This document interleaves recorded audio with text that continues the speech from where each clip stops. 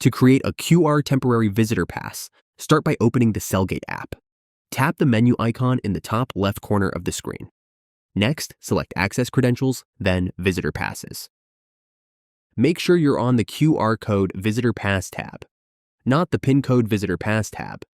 Tap Create Visitor Pass on the bottom of the screen.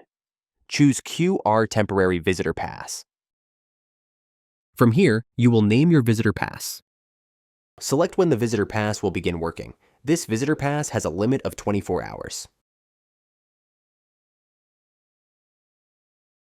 Press Save. Next, select which gate or gates the QR code will work at and click OK.